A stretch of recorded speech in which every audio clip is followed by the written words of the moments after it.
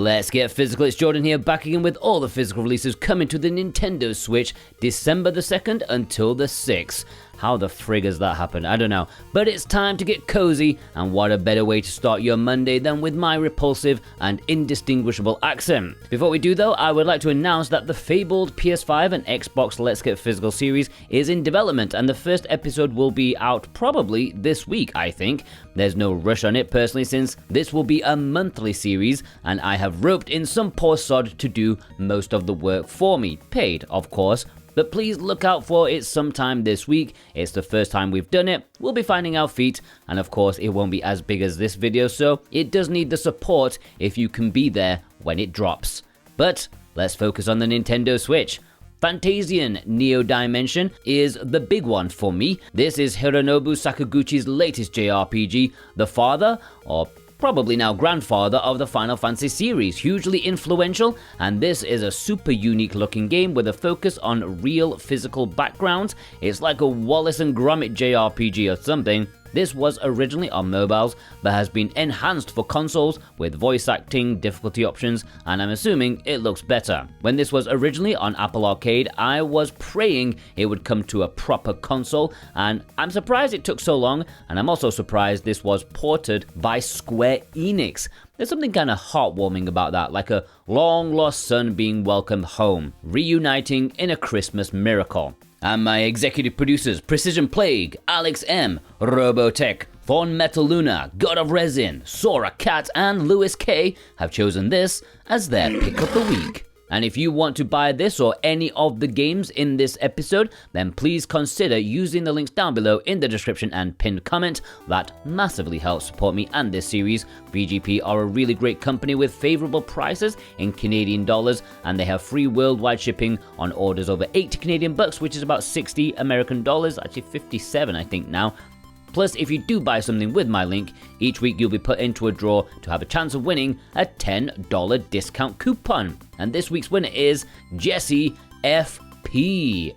Congratulations, you should get an email from VGP with your discount coupon sometime very soon, and thank you for your support, plus everyone else out there. It really does mean a lot to me. Fitness Boxing 3, Your Personal Trainer, is the third fitness boxing, which, let's face it, I think most blokes just enjoy being shouted at by strong, fit women. More blokes would get into shape if these ladies worked at the gym. That may sound old-fashioned and not good for the modern era, but it's true. You can't separate a man from his special brain chemistry. Why am I talking nonsense? Because it's the third game in a series where you just punch the air. I don't know what else to say. I think they do a good job at what they set out to do. Little Big Adventure Twinsen's Quest is releasing this week in Europe, I believe. This is a remake of an old-ass PC game and PS1 release that I think a few Europeans are nostalgic for. Until I saw the PS1 box art for this, I'd forgotten it even existed, but even then I've never played it. Cool concept and interesting visuals with some curious mechanics that I heard that this remake kind of missed the spirit of the original, taking out some of the, undeniably archaic things, which in turn took away some of the charm. So I don't know, your mileage may vary. Read Only Memories Double Pack is a bit of a surprise release. Yes, in Europe they're getting a nice double pack of both 2064 and Neurodiver, unlike North America, which got them separately. I think the first game is well regarded, but the second game kind of wasted potential, but as an affordable double pack, it's probably worth it for those wanting some kind of Snatcher-like game with a less cool story, characters, and dialogue. And my executive producers, Brent McLean, Jennifer M, and Dave Hustwaite, have chosen this as their pick of the week. Boardwalk Arcade 2 is getting a physical release in Europe this week. This is already out in America and is one of the most obscure releases there. Shovelware garbage, but one that full setters are likely to miss. Don't miss it.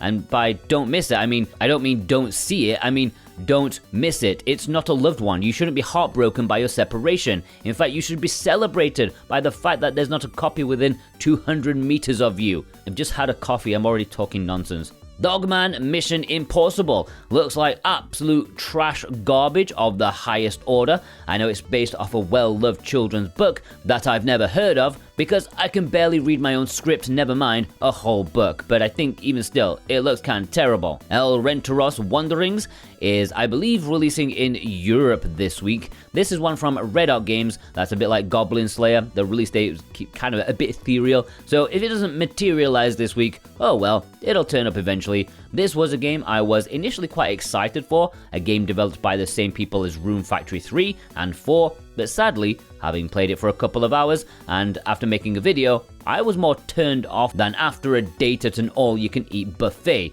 It's fine, but overly simple and feels like it has mobile origins at heart, which, is not always a bad thing, but it didn't match the asking price. The story was kind of uninspired and the production value led something to be desired, but if you don't want to take my word for it, there is a standard and collector's edition and a special and a deluxe edition. There's a lot of editions for this one. In North America, it looks like it's been pushed back to January, and if the European version has two, sorry, but I talked about it now, okay? And my executive producers, The Nemo 6 and Ghost Bune, have chosen this as their pick of the week. Rugrats Adventures in Gameland is probably releasing this week, at least officially this time. I know some people already have it in their collection with early limited run appearances in pop-up stores and the likes, but I think it's an interesting one to see a brand new license tie into a long dead 90s cartoon. Is it dead? I'm just guessing it's dead. It feels like it was a passion project for whoever at limited run proposed this, but I've heard it didn't exactly pay off as an NES style game, as a game styled on the late 80s. Like people in their late 80s, there's not much longevity left in it. It's a pretty expensive game for what it is, but maybe it's fun if you don't care about the price. And my executive producer, Punky Dooster, has chosen this as his pick of the week. Toho Spell Carnival, a quick mention to this, which is releasing in Europe this week. It's already out in North America. And for some reason, Toki is getting a new release in North America in a standard edition. I don't know what's going on, but it's on Amazon, so it is what it is. Previously, this released in like a big collector's edition, but this is just a normal standard edition, I think. Alright, the low print, limited releases. Afterdream is Super Rare's latest Switch game, which will go up for pre-order on Thursday, 3,000 copies, and once again, it's a very Super Rare kind of game. Actually, you know what? It reminds me of the Distraint games that Play Asia had a physical of. It looks like the evolution of that. Edit. This is Jordan here, 3 hours later, and I am like a genius or something because I'm right. It's the same developer as the Distraint collection. Anyways, back to Jordan 3 hours ago. It's a surreal 2D psychological horror game. It looks very creepy, in fact, and will be one to add to my horror games list if I redo that video in a couple of years' time. Looks pretty good. Be there on Thursday for 3,000 copies. It might sell out pretty quickly. Koumajou, Remilia 2, Stranger's Requiem is limited run's only Switch game this week, and it's the one I'm hoping crashes and burns. I hope 12 people buy it. Why? Well, it's a game where, without question, without any shame in denying it, English was taken out of the Japanese release from a couple of years back, just so they could try to sell more copies of a more expensive and limited North American release with those heroes of the industry, the legends of game preservation, the philanthropic limited run games. I don't have access to my Switch Watch emails anymore, so I can't actually show it, but the backtracking from my contact with the Japanese publisher when it came to the English being taken out, it was very disappointing to me. I really hope this backfires, and I really hope no one buys it. I know it's a first world problem that shouldn't bother me because I don't really have that much interest in the game itself, but it does bother me, okay? Because I just don't like that crap. You can pre-order this now, and I won't judge you if you do, okay? And my executive producers, Super Ben Julio and Instacritic, have chosen this as their pick of the week. Iron Meat. Okay, we need to talk about this. I don't know if this is happening this week, but they said early December, so I'll talk about it now. But strictly limited games. After just selling out their 4,000 copies of Iron Meat, which they advertise as being very limited to just 4,000 copies, and realizing they misjudged the demand, they are going to print 4,000 more copies with orders opening at some point in the very near future. When? Dunno, soon. But it's one of those kind of conflicting things where that's cool, it's getting a reprint, allowing more people to buy a really awesome game, But then, think about those people who bought it early and are rewarded with a lesser product for doing so, because this new print will have more patches on the cartridge than the first. It feels like the early adopters who wanted to support it and help Strictly Limited games through a very rough patch had a little bit of a slap in the face after just a couple of weeks. It was just weeks. So I think they've shot themselves in the foot, because I'm pretty sure those same people who wanted to support this and to support Strictly Limited games will not do so quickly in the future. And considering the first print was one of the best things they've done in absolutely years and one of their most redeeming things, yeah, I think the message of this story is don't promise something to a limited amount and then go back on it and then make your early supporters feel like they have less stuff or a lesser product. I don't know. But yeah, you can pre-order one of the 4,000 extra copies pretty soon, maybe this week, maybe next week, and it's going to be shipping very early next year in January, sometime like that. Alright, let's jump into the imports. Yes, Play Asia territory. If you want to purchase any of these games, please use the Play Asia links. If you do so, that also massively helps support me, and I can support you too with the code Jordan24, which will nab you 5% off. Of course, that's going to be running out at the end of the year because Jordan 24 will not work in 2025. I think the universe may explode if that happens. But I should be getting a new code at some point, I would hope, right? Hopefully. Anyways, what do we got? Under Defeat is releasing in Japan this week. No English, sadly. It's releasing in Europe for sure sometime next year, and more than likely also by limited run in North America when they've got through their million game backlog to actually announce it. They went through a period of hoovering up any game they could possibly get without thinking about how and when they would do it, with the express purpose, the literal purpose was not to produce the games because they wanted to, but it was to stop other companies signing up games. They just wanted to choke their competition of decent games. So now they have a 2 to 3 year backlog of games signed, and I've talked with a handful of frustrated developers who have contracts with them, with their games nowhere to be seen and no money being handed over. That's kind of crappy. You sign a contract hoping to get a physical release and also some good cash for your indie company, but you're still waiting years for it. Sorry, I know I've chilled on limited run these past months, but the Koumajou Remilia situation just brought back all the feelings. I shouldn't let it bother me. Anyways, if you don't want to give your money to limited run or their European codpiece, I'm sure the Japanese version is fine even without official English support. There's a standard and collector's edition. And my executive producers Dave Horworth and Wixit have chosen this as their pick of the week. Care Bears to the Rescue is an import exclusive with English, at least that's known for the time being. It looks pretty, it looks like a Care Bears game. It's hard to get annoyed by a Care Bears game, or at least expect anything other than a Care Bears game. Interestingly, this is not the only Care Bears game coming. There's another one next year that is definitely getting a Western release, and it looks even more bobbins than this one. And my executive producer, my man in Japan, Vei, he's chosen this as his pick of the week. Stella of The End is a visual novel, one of Key's latest VNs. In fact, I think it is their newest one at the time of making this. Came out on PC last year, now coming to the Switch, and the Japanese version will have English. It's not their longest VN ever, a solid 10 hours or so for a sci-fi kinetic VN. Reviews from the PC release seem to indicate it's going to be a great time and probably one of Key's best in this shorter style kinetic thing. Certainly not comparable to their magnum opus. Is that plural for opus? I don't know. It is now, like Little Busters and Clannad and stuff, but for this kind of genre, it's supposed to be really good. There's a standard as well as a limited collector's edition. And my executive producers, Alexander Kato, Ishin, Feig, and Kevin W. have chosen this as their pick of the week. Silver Axe the Honest Elf Master Edition is releasing this week after being announced 2 weeks ago or something ridiculous. I feel like Leofold did this exact same thing last year with Sunblaze, which is also one of the more obscure imports out there, and I expect this one to follow suit. I don't know much about it. It looks like a common enough 2D action game, but reviews on the Steam release seem a bit divided, but it has English and it's only releasing in Southeast Asia. And my executive producers, Josh Foote and Cartoon Soren, have chosen this as their pick of the week. Harry Potter Quidditch Champions Deluxe Edition is releasing in Japan and Asia this week.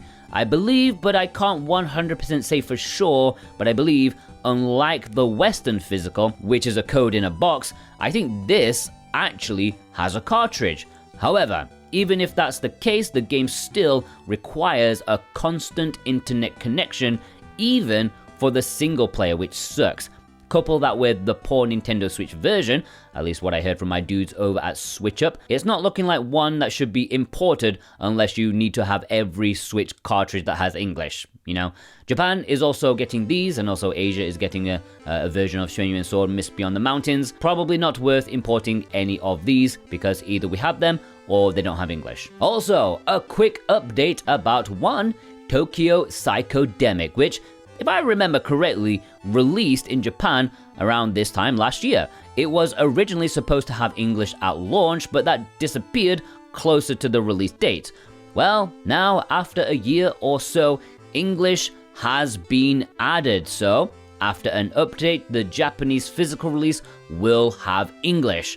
Not ideal for future preservation, but it's still better than a kick in the shin. I was really excited by this, but I'm not sure the dodgy reviews on the Japanese edition have done much to persuade me to pick it up, but, you know, maybe it looks kinda cool. Alright, let's jump into the community spotlight. Executive producer Super Ben Julio sent in this photo, picking up a handful of Capcom games, including the SNK vs Capcom, which looks like limited run, got it out in pretty good time, comparable even to the Japanese release. Good job. Illogicool sent in this photo, picking up the IGS Classic Arcade Collection. Very nice selection of mostly arcade beat-em-ups and nice, full personality. I do recommend importing this one if you like arcade games. Executive producer Kevin W sent in this photo, picking up the very random Needy Streamer Overload years after the Japanese release. I don't know how many people will be buying this. Good game though. Danielle O sent in this photo with a couple of imports. I think I'm so otomied out that I've already forgotten what that otome is. I pride myself on knowing every single import exclusive, but I cannot remember off the top of my head what the hell that one is. Jeannie and Alan picked up a bunch of nice editions of premium edition games. If you go to see them at various conventions around the US, you'll see they often have special cover sleeve versions, and yeah, if you do see them, tell them I said hi. Red Rose Reaper sent in this photo, which feels like I'm looking at a machine from the Umbrella Corporation as they develop the T-Virus. That's definitely just me, but I love this vibe. I love the structure of this photo. Stefan N sent in this photo, picking up the import exclusive, that is Sushi Quad Pack, 3 puzzle games, and 1 Sushi Racer, which is all you need in life. Like, I bought a Sega Saturn, which promptly exploded, and I was feeling really sad, but I'm sure if I had this sushi racing in my life, that would have taken the disappointment away. Executive producer Instacritic sent in this photo with Real Fishing, Days of Summer. I need someone to tell me, is it as good as Sega Marine Fishing? That's all I need to know. Executive producer Cartoon Soren sent in this photo, picking up the Papatura, which finally released physically, in what I think was the nicest and most considerate scam I've seen in a long time. They took your money, probably used it for something else, then, once they got their returns, they refunded everyone, and then they let Meridian take over the publishing duties. Okay, twice the price, but overall, it was a 5-star scam. Would love to be scammed again by them. Executive producer Offphone sent in this photo with Dave the Diver. This is the Hong Kong version, which is starting to go cheap already, and I've heard is a fantastic game. Executive producer G Bautista 100 sent in this photo, picking up 4 visual novels on 2 cartridges, all part of the Science Adventure series, and as far as I'm aware, they either range from pretty good to essential. Executive producer Vei, my man in Japan, sent in this photo, picking up a bunch of import exclusives alongside the earlier Japanese physical of Taito Milestones 3. I made a video about it, and the amount of people absolutely flapping that I did not like the first Rastan Saga game, it was glorious to see, and at least they were nice and friendly about my peculiar preferences, okay? I don't like Rastan 1, I just don't like it, okay? Steven665 sent in this photo, picking up a bunch of games we don't see often, like West of Dead and Batora, games lost within limited runs, unlimited catalogue of releases. Executive producer Ghost Bune sent in this photo with so many games, great games at that, a bunch of import exclusives, and I'm surprised a game like Lost Epic I'm surprised it didn't get a Western physical release. It seemed primed and ready for something, at least like Red Art Games, McLaren sent in this photo, showing off the collector's edition of Dragon Quest III Remake with all the acrylic standees. That's pretty chunky. Executive producer Louis K sent in this photo, which includes the Star Wars Heritage Pack, but at the rate we're going with these Star Wars games, we might need a Volume 2, hopefully with everything on the cartridge unlike this one. Renato Fares sent in this photo picking up the Hot Wheels collection, has both games together. Renato told me that in the UK, this is exclusive to Smith's Toys. Executive producer Brent McLean sent in this photo with Heart of the Forest, the werewolf game, which is a pretty cool looking adventure visual novel. The trailer and screenshots look cool, and it's on VGP. On there, it's almost always going really, really cheap. Executive producer Dave Horworth sent in this photo with a good bunch of Mega Man. As I've said many times, I've never been a fan of the series after trying multiple times, but once I've fixed my Saturn, I may try the 2 games that are on there to see if I feel any different. The One sent in this photo picking up 3 pretty big games this year. I will be interested to see how well Stray sells on the Switch, what with it arriving so late on the console, but I got a good feeling about it. Alright, let's have a roundup. Pabs. Matthew S. Robin H. Devil Angel. Danielle B. Danny N. The Enemy Parasite. Scumbag. Crobat Lover. Yum Yum. Game. Elissa. Vast Neon. Needless Dragon. Apple Sin. Skip to the End. Don't skip to the end, that's their name. Visipon. Choco Loco James. Alright, send me your pictures if you can on Twitter. So what about game? You can DM me if I don't know how it works these days, but you can try. Or my email address, switchwatchspotlight@gmail.com, and the Discord. The server link should be below. Special thanks, as always, to my executive producers, Dane Wilkinson, God of Resin, Brent McLean, Alexander Cato, JCross7776, Punky Dooster, Cartoon Soren, Robotech, Raven Knight, Thorn Metal Luna, Issa, Vey, Offone, Instacritic, Precision Plague, Alex M, Feig, Josh Foot, Ishin, Lewis K, Kevin W, Jennifer M, Super Ben Julio, Double Dave, Husway and Hallworth, Wixit, Sora Cat, The Nemo 6, Ghost Bune, G Bautista 100, and my brand new executive producers, Rose and Adamantium. Thank you so much for your support, and if you want to join them, check the Patreon link below. It's the Let's Get Physical producer role. It's the last one, okay? I really do appreciate it, and of course, if you're watching all the way through, that's also very much appreciated because you're a legend as well. If you watched all the way through, please leave me a boxing emoji in honor of the fitness boxing. Please go check out some of my other stuff. I try to have a video every day of the week, at least when I'm not got too much going on, but I try my best to give you some nice content, and yeah, go watch it, and I hope you have a fantastic day. Take care.